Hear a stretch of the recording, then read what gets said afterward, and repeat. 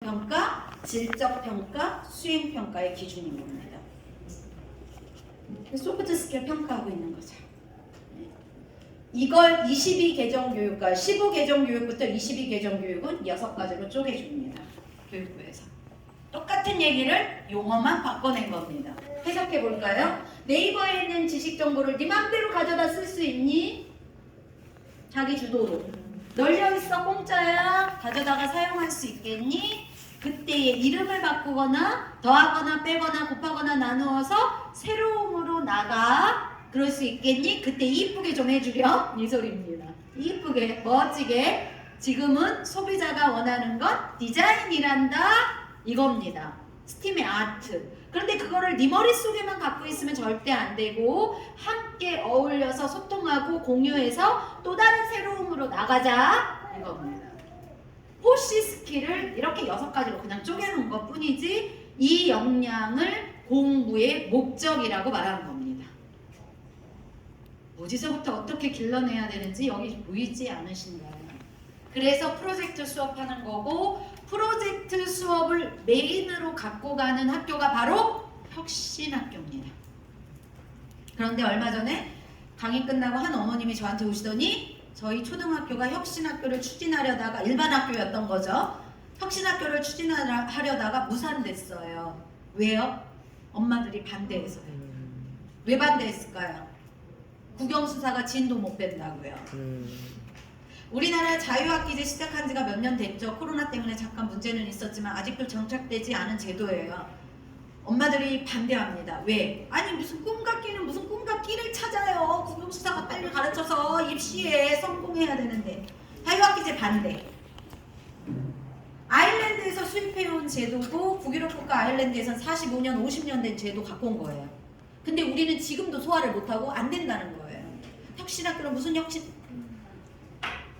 이게 지금 우리의 모습입니다.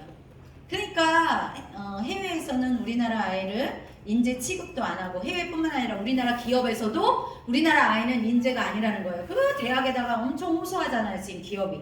그렇게 가르쳐서 보내면 우리가 쓸 수가 없고 우리가 더 이상 가르칠 시간도 없고 트레이닝 못 시킨다. 지금 당장 우리 회사에 와서 쓸 거를 가르쳐서 좀 보내라. 이게 지금 기업과 대학의 숙제입니다. 우리나라에. 자, 프로젝트 수업, 거꾸로 교실. 이게 바로 이제 에듀테크죠. 공부는 우리가 말하는 공부는 빨리 저기 컴퓨터 내가 유튜브 올려놨거든. 그거 보고 와. 그리고 학교에서는 토론 토의하자. 이게 디지털 패러다임의 거꾸로 교실. 그리고 하나의 주제를 가지고 교사까지 끼워서 교사도 학생인 거예요. 함께 토론 토의하면서 집단 지성으로 배움을 일으키는 거. 누군가로부터 가르침을 당하는 게 아니라 배움을 일으키는 거. 그래서 배우는 방식을 훈련받아서 지식이 어떻게 확장될지언정 내가 배우는 방식을 여기서 러닝 했잖아요.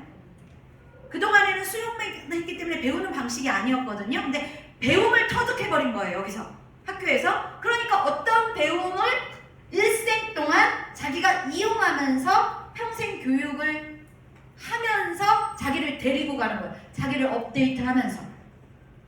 스마트폰도 요즘에 3, 4개월, 6개월에 한번 소프트웨어 업데이트 돼요. 지가 알아서. 네. 인간은 더 심화되고 있는 거예요. 지금. 업데이트할 평생 직장 있어요? 없어요? 미국에서 지금 데이터 10번이 넘었어요. 생애의 직업이 바뀌는 횟수가. 우리나라도 당연하죠. 지금. 그렇죠?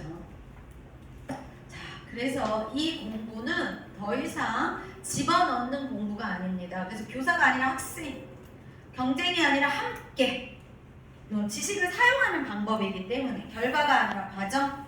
그리고 보세요. 중요한 거예요. 교과 안에 편협한 지식이 아니라 그 지식을 의식주에 사용할 수 있는가의 생활 경험적 문제. 그래서 우리가 여전히 2022년에도 독서를 이야기한다면 지식의 응용적인 측면을 얘기하는 거예요. 정해진 지식의 암기가 아니라. 그래서 강의가 아니라 토론, 토의, 체험. 그래서 찬반 토의가 아니라 브레인스토밍의 자유로운 자신의 의견을 어디서나 펼치는 브레인스토밍. 찬반으로 딱 갈라지는 게 아니고요. 그래서 일상의 커뮤니케이션. 엄마랑 아빠랑 대화하는 것도 토론 토의. 동생하고 얘기하는 것도 토론 토의. 집안의 모든 대화가 나의 생각을 주고받는 토론 토의 연습이 되는 겁니다. 그래서 왜 독서라고 얘기하고 이제 독서가 끄집어내는 토론을 하기 위한 독서, 그러니까 더 깊어지라는 얘기죠. 이거를 알고 있으셔야 됩니다. 그래야 도와주죠. 정확하게 알아야. 그래서 부모 교육이 선행이 돼서 자녀 교육으로 이행이 돼야겠죠. 실천이 돼야겠죠. 자, 인공지능 시대는 다른 거 아니에요. 이거 요구하는 거예요. 로봇하고 너하고 다른 점이 뭐야? 옆 사람하고 너하고 다른 점이 뭐야? 네가 우리 회사 오고 싶어? 다른 지원자와 너와 다른 점 하나가 뭔데? 이게 블라인드 면접이죠. 변별력인 거죠. 다른 게 뭐냐? 근데 우리는 그동안에 공부라는 이름으로 똑같은 걸 키워낸 거죠. 다르게 태어났어요. 우리 부부의 유전인자야. 아무도 똑같을 수가 없어요. 쌍둥이도 달라요. 유전인자의 조합이 다르기 때문에. 그래서 쌍둥이도 그 기질 분석을 하면 다른 점이 나옵니다. 그래서 옆집 아이와는 당연히 다른 거예요. 우리 부부하고 아무런 관계가 없는 집이거든요. 그러니까 얘 자체로 유니크해요.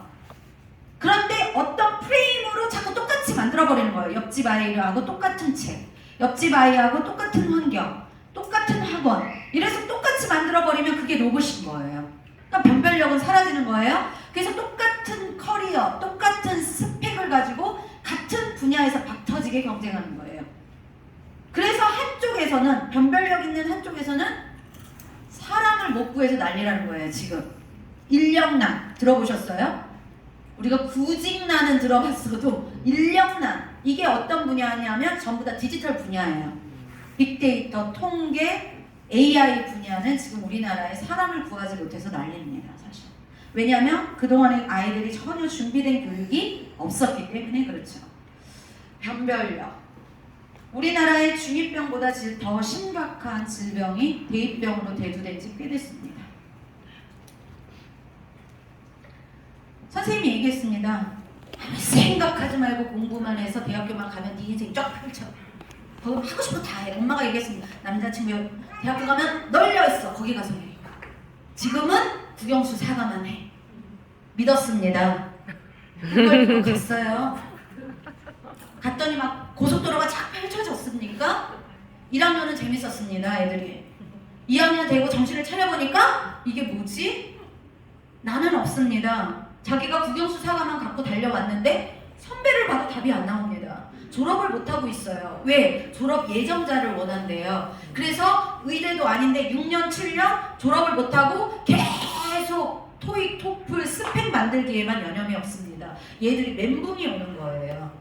거의 공황장애, 나의 갈 길이 갑자기 턱 막혀버린 겁니다. 세상은 변했다고 합니다. 의사, 변호사도 이거는 답이 아니라고 얘기합니다. 의사를 맨날 1등급이었어요. 그랬더니 주변에서 너는 서울대 의대감이다. 선생님도 너는 서울대 의대 가야지. 그러니까 부모도 얘도 다른 기회는 생각도 안 했습니다. 1등급이니까 상위 0.1%니까 서울대 의대 간 겁니다.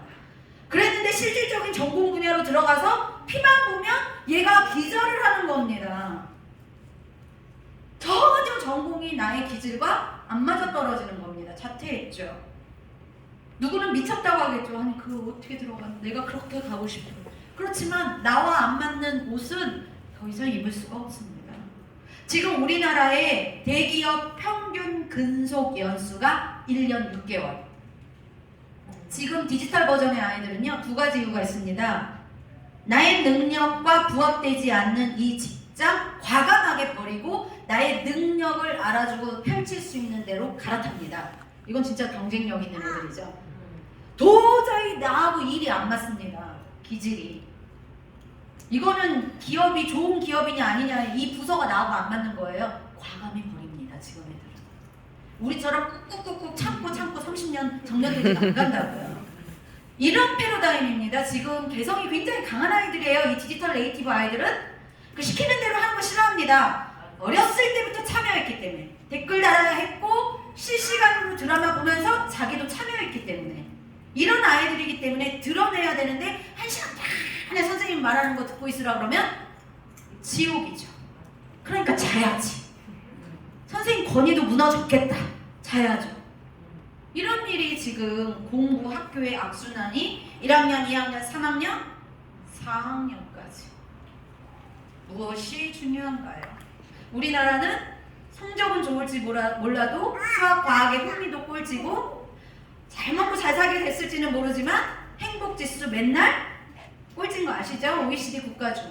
오죽하면 워라벨, 소아, 캔 뭐 이런 거 막 부르짖으면서 주 5일 근무해도 제가 6시만 딱 넘어가면 나와야 요 충청권을 올 수 있거든요. 6시 반만 돼도 왕복 4차선에 꽉꽉꽉 막혀 있는데 너무 슬퍼요. 그 모습에. 대체 왜 이러고 살아야 돼? 사람이 8시까지는 자야지 정신이 나을 텐데 6시 잠도 이게 지금 현실인 겁니다. 그렇게 불행하죠. 돈은 벌지 몰라도. 그래서 물어봅니다. 전 세계적으로 덴마크는 맨날 1등 하는 거 2등인 거예요. 니들 왜 그렇게 행복해? 우리는 불행해 죽겠는데 너는 왜 행복해? 그랬더니 의외의 대답을 합니다. 우리는 학교 다닐 때 이 아이의 개성과 기질, 적성을 찾아서 나가. 이 아이의 달란트를 발견해 주는 게 교육의 목적이야. 그걸 찾아서 나가니까 이 아이들은 우리는 행복할 수밖에 없어. 우리는 평생 일을 하고 살아요. 여기서는 짧아요. 사실은 100년 인생의 5분의 1, 20년 훈련 받아요. 그것도 길다면 길어요. 20년 훈련 받고 80년을 일을 하면서 삽니다. 일을 하는 건 뭐냐? 앞에서 화두에서 우리가 나의 가치를 사회에 드러낼 때 존재의 의미와 인생의 의미를 느끼는 존재가 우리라고요.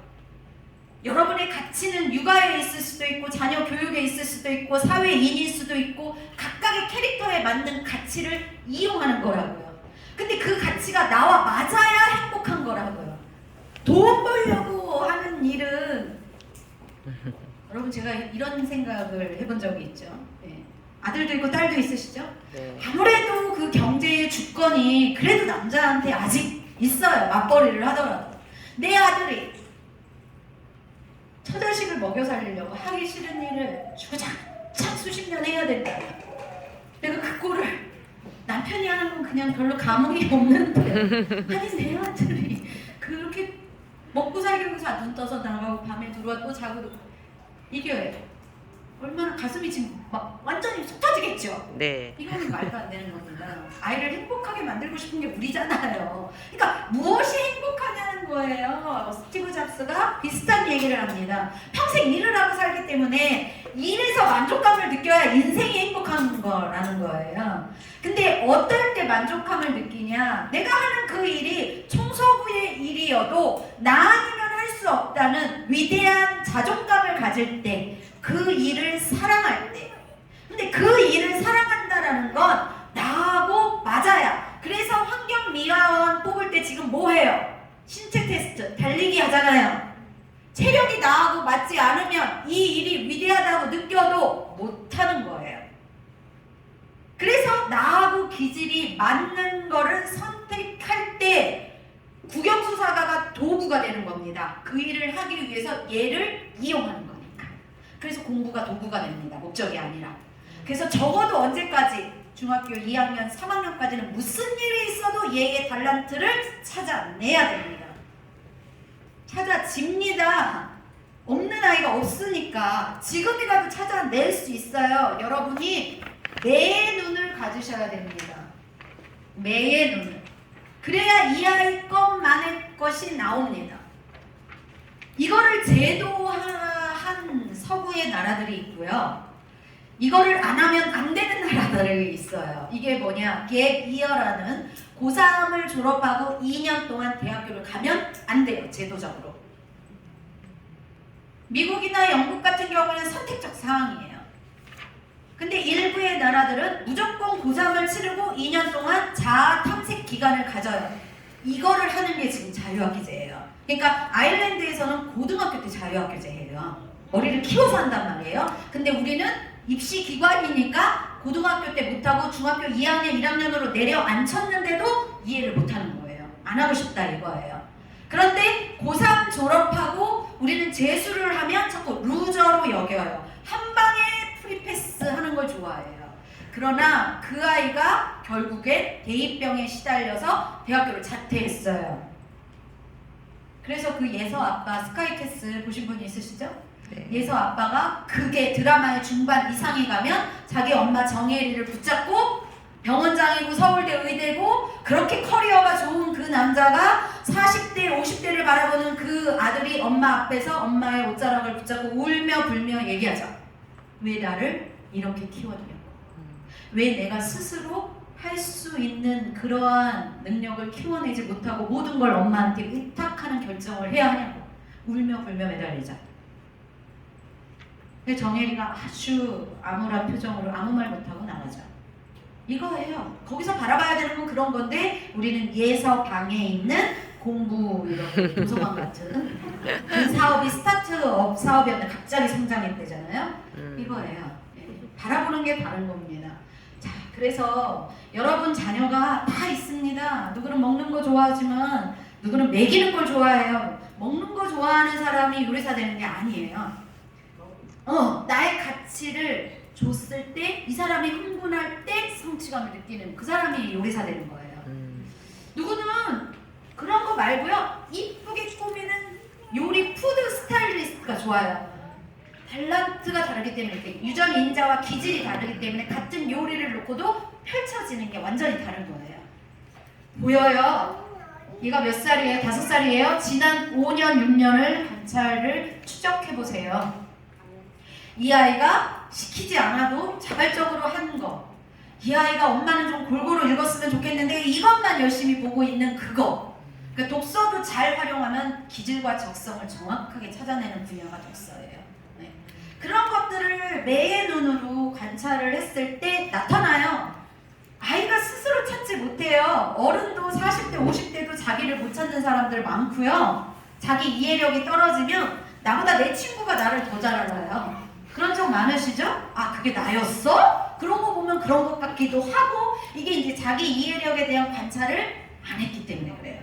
그러니까 자기를 자꾸 들여다보는 훈련을 해야 되고요. 엄마가 자녀를 바라보는 우리는 이제 탯줄로 연결된 사이였기 때문에 엄마는 예민하거든요. 이 아이에 대해서. 그리고 아이가 스스로 자기를 바라볼 수 있는 기회를 또 주셔야 돼요. 그러면서 3학년, 4학년, 5학년, 6학년, 중학교 1, 2, 3 흥미도 검사나 적성 검사 같은 기관의 검사가 있다면 그런 것들 여러 번 하셔서 데이터를 조금 내실 필요도 있고 그리고 실질적으로 이 아이를 바라보면서 찾아내면 그 다음부터 공부는 따라 붙는 겁니다. 그러니까 선행이 바뀌어야 되는 거예요. 어떤 게 선이고 어떤 게 후인지 먼저 찾아내야 되는 게 국영수사가가 아니라 아이 자신을 먼저 찾아줘야 된다는 거예요. 그래서 요즘에 그게 하나의 그런 비슷한 이론이 칭찬은 고래도 춤추게 한다. 요즘 그 얘기 안 쓰잖아요, 많이. 왜? 외적 칭찬의 폐해가 굉장히 심하기 때문에 그래요. 뭐 이렇게 주는 거, 줄게 해, 돈 줄게 읽어. 이런 폐해. 어디에서의 중심이 찾아져야 되냐면 내적 동기가 일어나야 된다는 거예요. 그래서 자발적인 동기가 굉장히 더 중요하다는 거죠. 그래서 몇 가지만 우리가 살펴보면 아이 그 자체로 인정해줘야 돼요. 얘가 이렇게 태어나고 싶어서 태어난 것도 아니고요. 이 부부의 유전인자의 조합에 의한 성질이에요. 물건도 성질에 따라서 쓰는 겁니다. 하물며 사람은 성질이 바뀌지 않아요. 내가 뱃속에 들어갔다 다시 나오지 않는 한. 그러니까 그 성질을 그대로 인정하고 격려하고 거기에서 강점 강화를 시킬 때 약점이 보완돼요. 자존감이 생기기 때문에.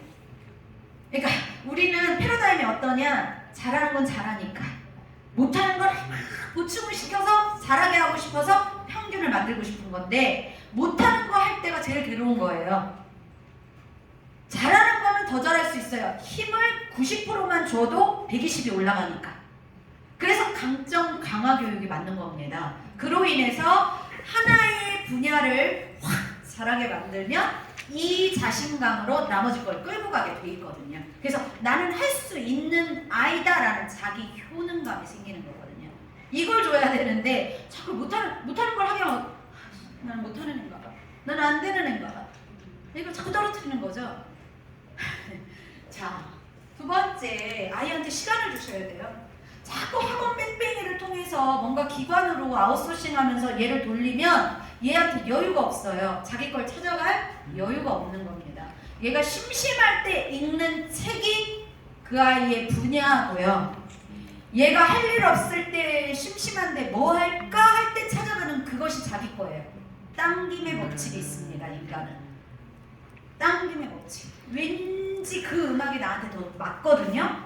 그거는 나의 개성에, 나의 기질에, 나의 정서 지수가 맞는 거예요. 이게 당김의 법칙입니다. 그래서 책도 유독 그 분야를 좋아한다? 그게 나하고 맞는 거예요. 그러면 그 분야로부터, 그 분야를 더 줘서 그 분야로부터 확장시키는 겁니다. 세 번째가 결국에는 엄마가 원하는 거를 주는 건 의미가 없어요. 엄마도 유전인자가 얘하고 달라요. 예, 다릅니다. 그래서 아이와 기질이 자꾸 충돌나는 경우가 있죠. 예, 그게 이제 기질이 달라서 그래요. 그러면 아이의 기질을 그대로 인정하고 지지하고 격려해줘야 아이가 편안하고 그렇게 편안하게 가야 자기 것이 나오는 겁니다. 자, 여러분이 이거 하나만 잊으시면 안 됩니다.